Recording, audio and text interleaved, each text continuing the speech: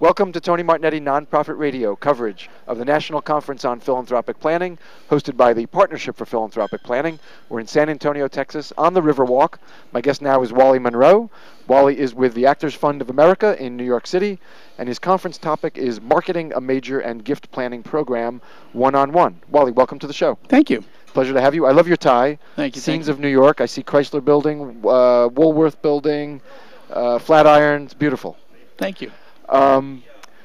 One-on-one. So why don't we start? I know you have a number of stories that you shared in your seminar. We won't have time for all of them, but let's start with the idea of the process of getting a first meeting, and then I think you have a good story about a first meeting and what you learned from it. Yes.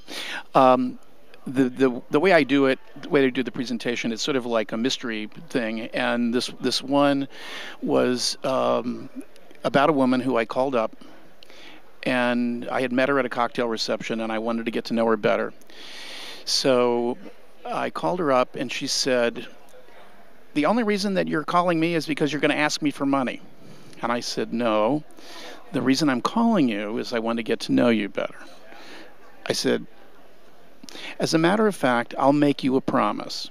And she said, "Okay, what's that?" I said, "I promise I will never, ever ask you for money."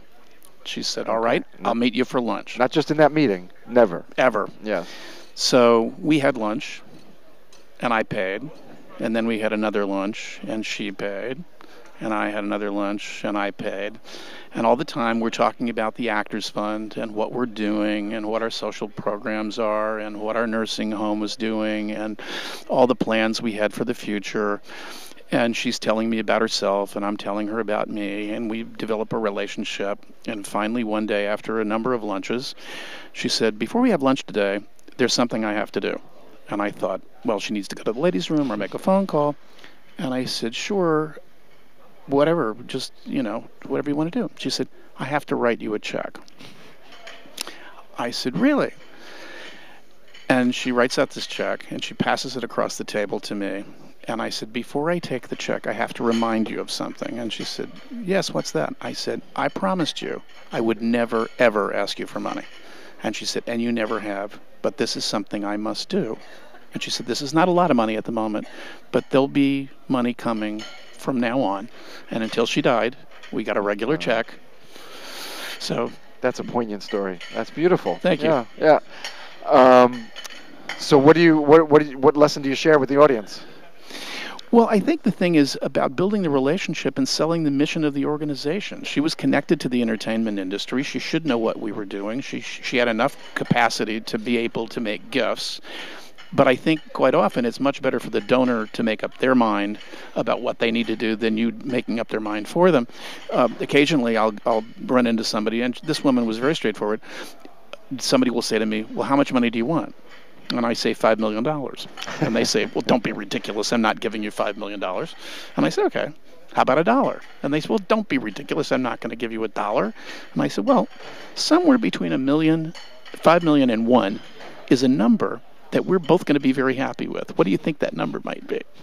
And that starts the conversation. Yeah, that's great. And you said something that makes me think of what I was trained in law school about people forming their own opinion. The training being more strongly held. The training typically for lawyers is that you don't tell jurors what you want them to believe. You give them all the facts and all the evidence that lead to the conclusion you want them to draw, because our most strongly held convictions are those that we've achieved and the opinions we've made on our own, not those opinions that have been told to us. Of course. So the person makes the conclusion themselves. They're more apt to hold it in greater conviction. Oh, absolutely. I agree with that. Actors and lawyers are being trained consistently in terms of that. And now in your session description, you say that the importance of understanding that marketing is relating to individuals, their values, and what motivates their gifts. So you have a advice and story around that? Well, one of the things that we do is we do a little newsletter, and it's simply a fourfold, and it goes out with a BRE that we send to people who have been members of the organization or have been supporters of the organization for 5 years or more. And it's not very complex. It does have some technical information on the backside, but it's always about a donor story about a person's career and what they did in the industry. And at the very bottom, it mentions that the gift they made or something like that. My feeling is that people like to learn about people very much like themselves who've made a commitment to an organization like the Actors Fund. And this goes across the board for any organization. People, once they identify with that, then they decide, gee, if that person can do it, so can I. And that then allows me to start the conversation with them about what they're interested in. And Bob Sharp Sr. used to say, he used to ask two questions. One is, tell me what is it about our organization that you're interested in and why?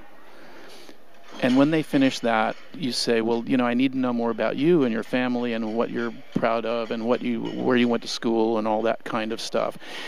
And he used to say, well, and once you start these conversations, and when you get to the point that they're telling you they never liked their second cousin, then you know you have a relationship, and then you can talk about helping the organization. Mm-hmm. And I often say to people, I don't think you have to ask all the time. People know what you do for a living. They're not stupid. They know why you're having a conversation with them, and they know why they're having a conversation with you. So it's a little bit like a ballroom dance. One person gets to lead for a while, then the other person gets to lead for a while, and then eventually you come to a conclusion that you're very happy with the relationship and good things happen for everybody. Yes. Why don't you share another story with us? Well, this one, we had a woman whose name is Honey, and she'd been a donor to the fund for a while. And she called me up one day and she said, I want to set up a charitable trust using a piece of real estate. And I really hate this stuff, so I want to do it in one day. I said, okay. Did she call you at least in the morning? She told me, she gave me the date. Oh, okay. And it was a future date. I thought it was today. We'll start at 7:30 in the morning over coffee. Okay. And when we're done, we're done. And she said, I'm going to have my lawyer and my accountant and my sister, who's part owner of the real estate, and you can bring whoever you want. And at the end of the day, we will have this finished. That's fabulous. And she mentioned to me that her university was going to be one of the remainderment of the charitable trust. We were the other. The real estate was a little over $1 million, and so we went and sat there for breakfast and talked about it. We had lunch, and at the beginning of the meeting, I said everybody and nobody from the university was there, which sort of surprised me a little bit, and I was a little nervous about it too, since they're going to be one of the beneficiaries along with you. Yeah. And so I mentioned the fact that I just wanted everybody in the room to understand that there were two charities involved, one of them being us and the other being the university. And Honey said, well, don't bother, Wally. And I thought, uh-oh, I must have said something wrong. So we go through the process, and in the middle of the afternoon after lunch, I said, obviously I didn't say it exactly right, but this part of this money is going to the Actors Fund, and part of this is going to Honey's charity. And she said, oh, I'm sorry, Wally, I didn't explain this very well. I called them 3 times. No one ever called me back. They're out. The entire trust goes to the Actors Fund. So the point I always make is follow up on every request for information, because you never know who's on the other end of that conversation. And every small gift deserves some kind of an acknowledgement. Of course. You just never know what the potential is. Yeah, so 3 times. And some small gifts turn out to be really big gifts. That's right. Let's see. Is there another? Because I know your conference, your topic was, or your presentation was story based. So I'm just going to ask. Share another story with us. Okay. There was a woman that I got to know who was a successful actress, and she called me up and she wanted to make a gift to the fund in her will. And I said, fine, and we explained about how to do this, and she did have an attorney, and she got that done. And I asked her, which I do mostly with my donors, I said, do you have another charity that you're interested in? And she said yes, because as we know, most donors have at least 2 or sometimes 3 major charities that they want to help. And she said, well, my church. And I said, oh, that's wonderful. And I said, have you told the church that you've included them in your plan? And she said, no. And I said, well, I think you should, because I think it would be nice for them to know, and they can properly thank you and all that. So she did, and she called me up, a few weeks later, and she had smoke coming out of her ears. And I said, what's the matter? because she was leaving very valuable antiques and jewelry to the church, and most of the money was coming to the Actors Fund. And she got a letter back from the church that said, "Thank you so much for wanting to include us in your estate plan. We really don't want the jewelry and the antiques. We want cash." Oh, my. And I was shocked. And I said, "Well, Margaret, it's probably just some overzealous volunteer or something like that, and just don't pay any attention to it." And she said, "It was the pastor." I said, "Let me ask you a question." She said, "Yes." And I said, "Do you like the church?" She said, "Yes." I said, "Do you like the congregation?" She said, "Yes." I said, "That person's not going to be the pastor forever. Why don't you just leave the gift in there? Because I know how much this means to you." And she said, "Okay." So they don't even know I saved their gift. That's very gracious of you. You clearly have very close relationships with the people you work with, Yes. the donors that you work with. What advice do you have for building those kinds of solid relationships where people are clearly confiding in you? Well, I think that the way I look at it is that my donors are not donors. They're not prospects. They're clients. I work for them. I certainly get paid by the organization, but I'm trying to do what's in the best interest of the donor. And sometimes I get into situations that I think maybe a lot of fundraisers wouldn't do.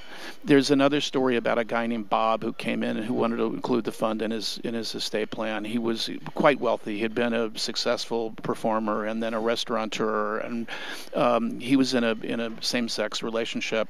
And I learned this over a period of time, and both he and his partner had multi-millions of dollars. And I said to him, "Let me ask you a question. This is none of my business, so if you don't want to answer it, it's perfectly okay. Or if you feel that I'm invading your privacy, just say so." I said, "I'm assuming, because you and Danny have had a relationship for 40 years, that if something happened to him, he would want to take care of you, and if something happened to you, you would want to take care of him." And he said, "Yes." And I said, "Did anybody ever tell you guys that you have a huge estate tax problem?" He said, "No."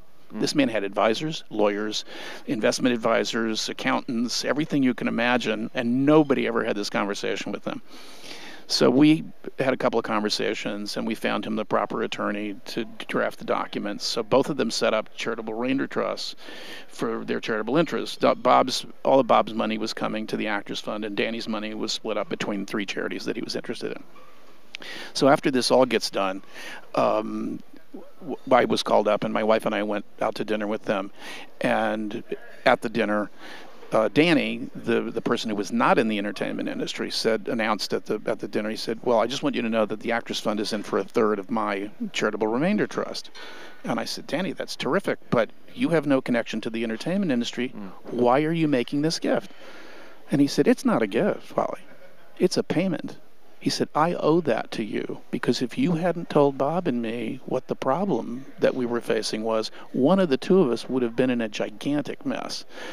And I said, "Well, yes, and thank you." So sometimes, if they're your client rather than your prospect, you need to delve a little bit further, because there may be other things that you need to help them with that you didn't even realize, or maybe they didn't realize. Yeah. What else in your thinking is different between a donor and a client? How do you treat your donors differently because you think of them as clients? Well, I guess the 3 questions. Well, I'll save that one. I think of them as a friend, a colleague, someone that I'm supposed to be helping. I allow them to help me, but I want to help them do whatever they're doing in the best possible way. And quite often, I have turned down gifts because I didn't think it was in the best interest of a donor. I had a situation where a man came in, and he had some means, but not a whole lot, and he wanted to take out a really substantial gift annuity with the Actors Fund. And it certainly would have increased his income somewhat, and I had a conversation with him about what his total assets were, and the size of the gift that he wanted to make was beyond what I thought was safe for him, because if he had gotten ill and needed to be in a nursing facility or something like that, he wouldn't have had any liquid assets. So I told him what I was comfortable with, and I wrote a letter to his tax advisor and his attorney saying, "I think this gift is way too big, and I'd be willing to accept I think it was $50,000 at the time, if they both agreed that that seemed reasonable. And I told the donor to leave the rest to me in his will. Well, we took the gift. I got a letter back from the tax advisor saying he had never, ever gotten a letter like that from anybody in his life. And he said, most people are only interested in the money. And I said, well, I made a promise to my boss when I went to work for the Actors Fund many years ago. I said, we will never, ever be on the front page of the New York Times for the wrong reason.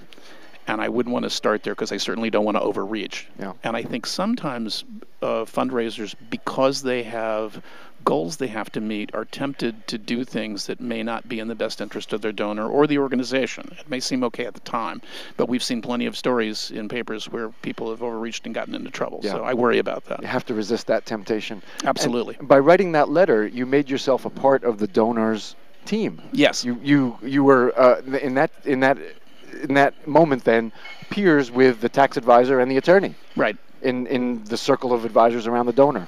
Yep. You said there was something you were saving. We have just a couple of minutes left. You want to share what you were saving, or this is related to taking the gift. The three questions that I always ask myself are: if I'm going to accept this gift, if it was my parents or my grandparents, would I take the gift? Mm. The second question is, if the gift was going to be the subject of an article in the New York Times or any other national paper, would I accept the gift? And the third is, if I'm sitting in front of somebody with a microphone in my face and the video is running and the person wants me to explain why I accepted the gift, could I accept it? Would I explain it? And my answer is, if you can answer yes to all those questions, you're perfectly fine. And if you can't answer yes to all of those questions, don't do it. It's a bad idea. Outstanding advice from a very experienced gift planner from the Actors Fund of America in New York, Wally Munro.